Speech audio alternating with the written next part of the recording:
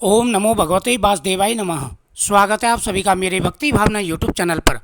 दोस्तों, आज मैं आपको संतान प्राप्ति के लिए पुत्र प्राप्ति का तथा संतान की रक्षा का सबसे बड़ा व्रत है जीवित पुत्र का व्रत। इस व्रत के बारे में जानकारी दूंगा। संतान की रक्षा और उनकी उन्नति के लिए जीवित पुत्र का व्रत बहुत ही लाभकारी माना जाता है। इस व्रत के करने से संतान की रक्षा होती है तथा पुत्र प्राप्ति के योग भी बनते हैं। संतान की खुशहाली, अच्छे स्वास्थ्य, उन्नति व वंश वृद्धि के लिए जितिया व्रत बहुत ही महत्वपूर्ण माना गया है। इसे जीवित पुत्र का व्रत के नाम से भी जाना जाता है। जीवित पुत्र का व्रत हर साल अश्विनी माह के कृष्ण पक्ष की अष्टमी तिथि को रखा जाता है। जीवित पुत्र का व्रत में माताएं अपनी संतानों की सुरक्षा और स्वास्थ्य के लिए पूरे दिन और पूरी रात निर्जला उपवास करती हैं। यह व्रत बहुत ही बड़ा कठिन व्रत है और बहुत बड़ा व्रत माना जाता है। साल 2023 में जितिया व्रत 6 अक्टूबर 2023 शुक्रवार को रखा जाएगा। यह उपवास मुख्य रूप से भारत के बिहार, झारखंड तथा उत्तर प्रदेश में मनाया जाता है। जितिया व्रत बहुत ही कठिन व्रत माना जाता है।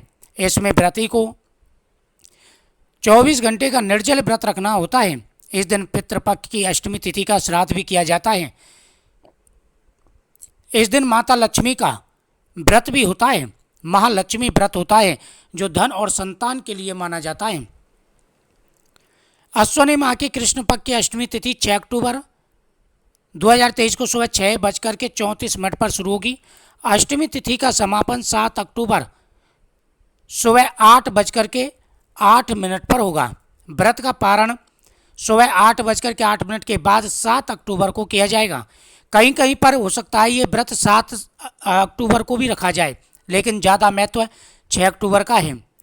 जितिया पर्व 3 दिनों तक चलता है। इस दिन पर्व की शुरुआत सप्तमी तिथि पर नहाय खाए परंपरा से होती है। इसमें स्त्रियां पवित्र नदी में स्नान के बाद पूजा का सातों भोग बनाती हैं। दूसरे दिन अष्टमी को निर्जला व्रत रखा जाता है। नवमी तिथि पर इसका पारण किया जाता है।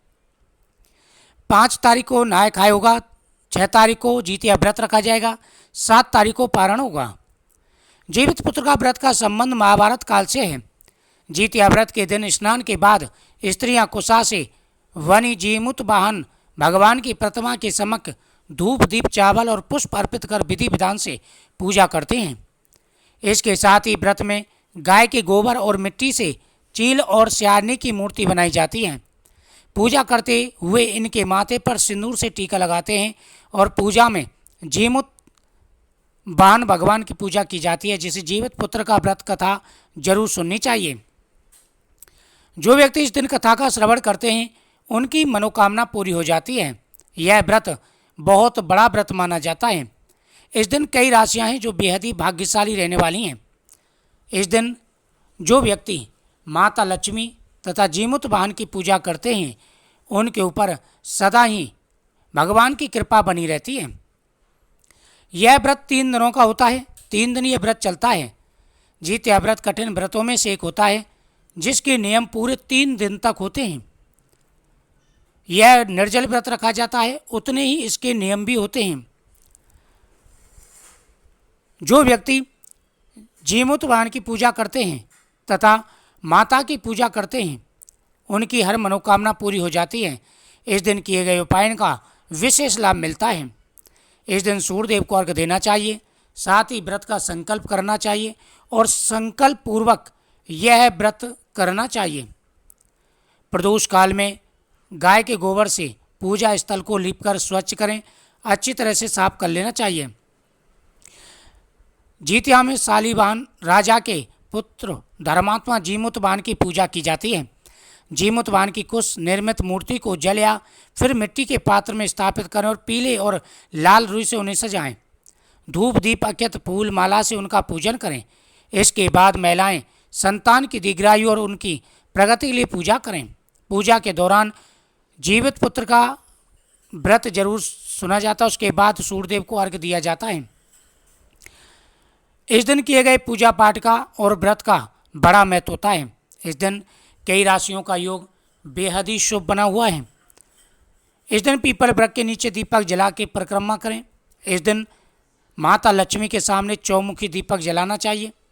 इस दिन जो व्यक्ति गौ माता का पूजन करते हैं उनकी प्रत्येक मनोकामना पूरी हो जाती है। इस दिन सबसे पहली जो राशि है, जो भाग्यशाली राशि है, वह है मेष राशि। मेष राशि बेहद ही भाग्यशाली रहने वाली है। मेष राशि वालों का योग बहुत ही अच्छा है। मेष राशि के ऊपर ग्रहण की बहुत ही अच्छी दृष्टि है। उसके बाद में दूसरी राशि है वृषभ राशि। वृषभ राशि बेहद ही शुभ रहती है और इस दिन तो बेहद ही शुभ है। साथ ही मिथुन राशि, कर्क राशि, सिंह राशि, तुला राशि, धनु राशि, मकर, कुंभ और मीन राशि, ये राशियाँ हैं जो बेहद ही भाग्यशाली रहने वाली हैं। इन राशि वालों को पुत्र धन का लाभ है।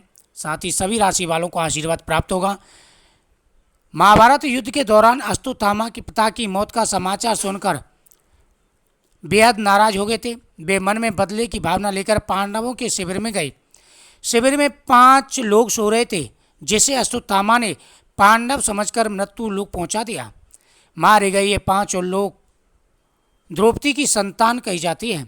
इस घटना के बाद अर्जुन ने अश्वत्थामा को बंदी बनाकर उनकी दिव्य मणि छीन ली, जिससे क्रोधित होकर अश्वत्थामा ने गर्भ में पल रहे अभिमन्यु के बच्चे को मौत के घाट उतार दिया।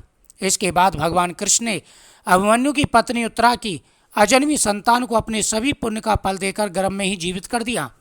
गर्भ में पल रहे इस बच्चे को जीवित पुत्र का नाम दिया गया। तभी से माताओं द्वारा बच्चे की लंबी उम्र और रक्षा की कामना के लिए जीवित पुत्र का व्रत रखने की परंपरा शुरू हुई है। इस दिन जो व्यक्ति जो उपाय बताइए उपाय करते हैं और पूरी श्रद्धा भाव के साथ में ये व्रत करते हैं तो उनकी सभी मनोकामनाएं पूरी हो जाती हैं। इस दिन माता लक्ष्मी का 16 धागे वाला व्रत भी रखा जाता है।